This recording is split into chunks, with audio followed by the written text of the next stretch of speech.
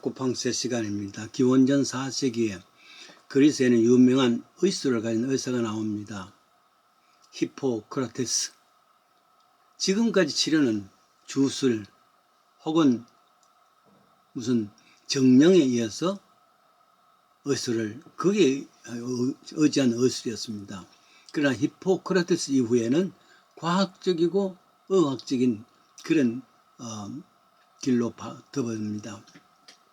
그래서 지금도 이과대학의 졸업생들이 혹은 입학생들이 하는 것은 유명한 히포크라테스 선서가 되지요. 90세에 죽습니다. 그런데 그 비슷한 시기는 아니지만 2세기쯤 기원전 2세기입니다. 그러니까 한 200년 이후에 중국의 후한 때입니다. 유명한 의술을 가진 사람이 나오는데 이름을 화타라 그러죠. BC 145년 208년 그 사이를 살았다 그랬으니까 그 이름은 삼국지에 나옵니다. 관유가 전쟁 중에서 독화살을 어깨에 맞습니다. 그 어깨 부위가 썩어간단 말이죠. 그 이름이 유명한 화타를 초청합니다. 당시만 해도 대마 종류를 사용해서 마취제를 사용했답니다. 그러나 관우는 마취제 자체를 거부하고 그냥 맨살에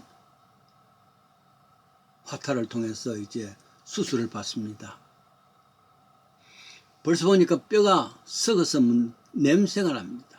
독에 중독된 것이죠. 대수술입니다. 몇 시간에 걸쳐서 합니다. 근데 그때 모습을 보면은 관우는 그 부하가 되는 마각이라는 사람과 바둑을 뜨게 하고 그리고는 미동도 하지 아니하고 수술을 받습니다. 뼈를 깎는 소리가 온 궁궐에 따각따각따각 그렇게 들리는데도 불구하고 전혀 흔들리지 아니하고 바둑을 한 번 다 뜨고 나니까 수술이 끝났다. 그래서 나중에 회복이 됩니다. 감동적인 장면이죠. 그래서 오래 기억되고 있습니다. 근데 이번에는 조조가 편두통 때문에 고통을 당합니다. 잠을 못 이룹니다. 관우를 그렇게 고쳤다는 걸 듣고 화타를 불렀습니다. 화타는 오랫동안 진찰을 하고 처방을 제시합니다. 처방은 뭐냐면은 마취제를 사용해서 뇌수술을 하는 겁니다. 그러나 조조는 이거야말로 자기를 죽이기 위한 계획이라 생각하고 화타를 옥에 가두고 얼마 후에 처형해버립니다. 이 희대의 의사가 63세 젊어서 죽는 이유입니다. 조조에 의해서 죽는 것이죠. 나중에 조조의 아들인 조충이 깊이 병들었을 때에 조조가 탄식을 합니다. 이때 화타가 있었으면 치료할 수 있을 텐데 하면서 그 제거를 후회하고 있죠. 같은 의사인데 한 사람은 관우에 대해서 전적으로 믿고 맡기고 조조는 의심하며 결국은 그 사람을 그 위대한 의사를 처형해버리는 이런 구별되는 겁니다. 근데요 이 위대한 의사 화타가 옥에 갇힐 때입니다. 얼마 안 있어서 자기가 조조를 통해서 죽음을 당할 수밖에 없다.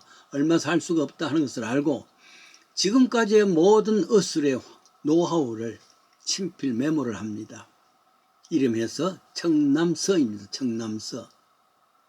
그리고 이 귀중한 서책을 옥졸 가운데서 옥에서 일하는 사람들 가운데서 가장 믿을 만한 옥졸에게 유언을 남깁니다.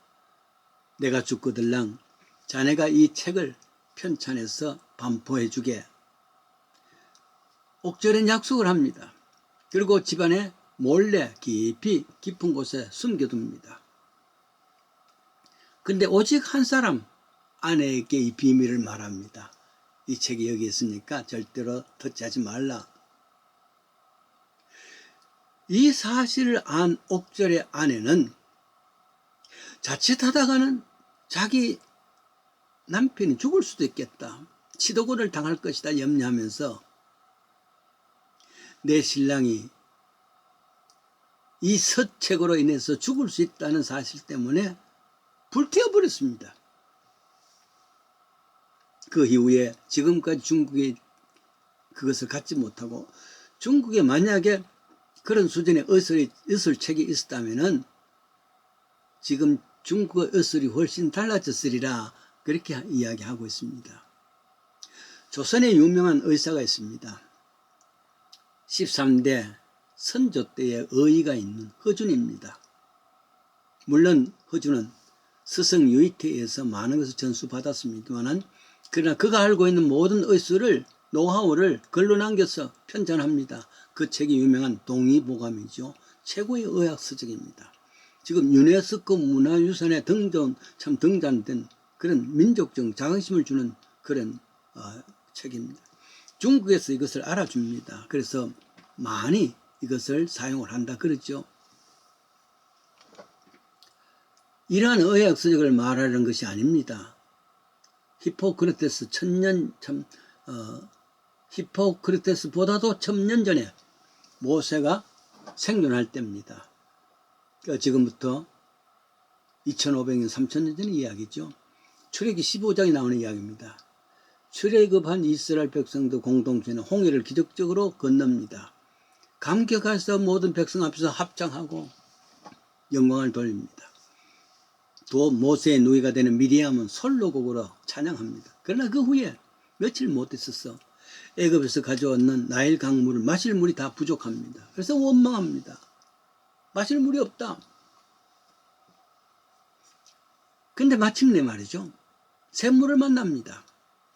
얼마나 좋아했을까? 먼저 마시려고 야단했을 겁니다. 그래서 막 가서 마셨는데 쓴 물이야.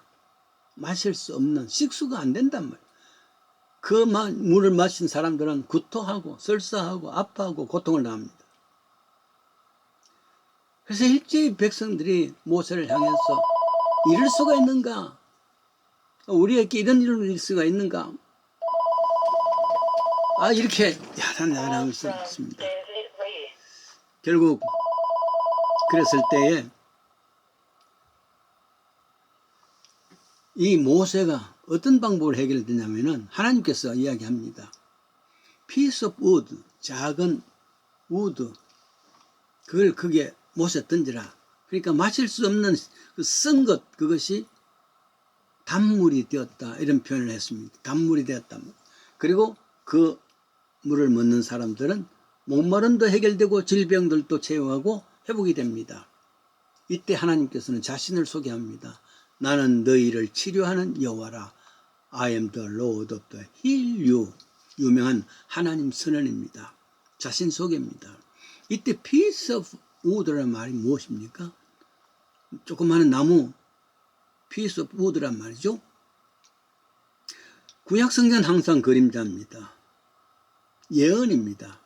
이 예언이 이루어지는 것은 신약 성경입니다. 이 땅 위에 유명한 의술을 가진 사람들 많습니다. 의학 서적도 많습니다. 그런데 최고의 치료전은 piece of wood 이겁니다. 이 나무 조각, 실체는 뭐냐? 저 골고다의 십자가 아니겠습니까? 이 십자가야말로 만인의 치료제입니다. 이스라엘 백성들이 드디어 40년이 지나고 가나안 입구에 들어왔습니다. 그러나 에돔 백성들이 통과치 못하게 하는 수 없이 또 돌아갑니다. 그래서 불평 원망하니까 하나님께서 이번에는 불뱀을 보내가지고 그들을 물게 하고 물린 사람들은 말로 할 수 없는 아픔을 당하다가 죽습니다. 그랬을 때 하나님께서 법을 주셨죠. 노뱀을 만들어서 높은 곳에도 누구든지 물린 사람 그 노뱀 보면 나을 수가 있다. 그랬습니다. 그래서 치료하는 하나님이시죠. 이는 골고다 십자가의 piece of wood의 예언이기도 하고 하나의 심볼이기도 합니다. 그래요. 하나님은 치료하시는 분입니다. 어떤 방법으로? 십자가를 통했습니다. 그래서 히브리서에는 신약성경 히브리서에는 세 가지를 강조합니다. 예수를 깊이 묵상해 보아라. 예수를 바라보아라. 그리고 세 번째는 예수께 나와라. 십자가 앞에 나와라. 이 치유의 본질입니다. 치료하시는 여호와께서 이제는 치료하시는 예수님 된 것입니다. 그래서 실제로 예수님께서는 자신을 소개할 때도 나는 길이요 진리요 생명이라 그럽니다. 그래서 복음송에는 인생길 험하고 마음 지쳐서 살아갈 용기가 없어질 때 너 혼자 있어서 탄식하지 말고 예수님 품으로 나오세요. 십자가 보혈 자비의 손길로 상처 입은 너를 고치시리라. 하나님은 치료하시는 하나님입니다. 그 방법을 십자가를 통해서 보여주셨습니다. 지금도 그 은혜가 가능한 것이죠. 이것이 우리의 믿음입니다.